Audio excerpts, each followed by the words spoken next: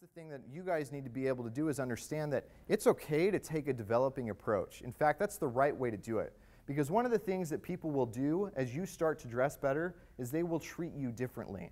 That's one of the biggest strengths and the biggest weaknesses of changing your style. Because it's the easiest thing to do if you want to start a new chapter of your life. You can go to the mall, you can pick up a few outfits for a couple $100, and you can be an entirely different person to a stranger than you were the day before. But the people who you know are going to resent that. Because one of the things we value most as people is consistency. We value it in ourselves, and we certainly value it in others. We're threatened by change, we're threatened by inconsistency, and we almost always treat it like it's hypocrisy as opposed to growth. And so a lot of times it ends up being more detrimental than positive for you guys to make a too quick change into something that's an aspiration of yours, even if it's an aesthetic aspiration. That's why it's oftentimes a lot better to do it gradually, one step at a time.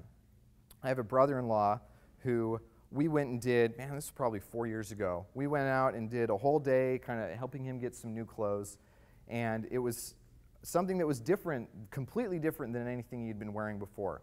And what it did is it told a different story. It told a different story to his family, to his friends, to all these different people. And it put him in a pretty unique and a pretty tough position. And it'll do the same thing for you. If you're up for it, then it's a good thing to do, and to do it quickly and more drastically. If you're not up for it, then you're better off doing it more gradually and more slowly. Because what it did is it raised the level of expectations that not only everybody else had for him, but the level of expectations that he had for himself.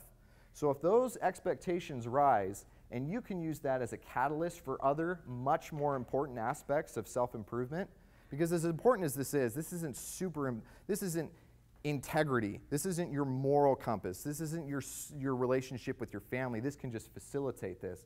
But if you can handle a drastic change in the way that people treat you differently because your expectations are raised when you start to dress better, make a drastic change and live up to those expectations. Now, my brother-in-law wasn't quite ready for that, and so he started to fall back to the way that he used to dress because he was comfortable with the way people treated him based on the way that he used to dress. So if you're not quite at that point, and you know that you still want to improve, which you wouldn't be here if you didn't want to improve, then just do it gradually. Do it step by step and take that developing approach. And then at the point when you start to figure out what you want to do, that's when you flip the switch and you go into a deliberate approach.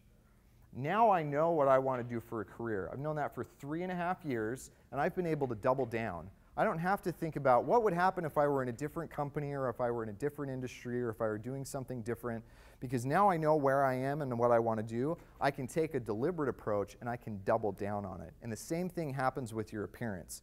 Once you know the general direction in which you want to head, then you can double down, you can start to get more deliberate, and that's when you can really, really start to dress well. So how do you do that? How do you figure out what you want to do and how you want to dress?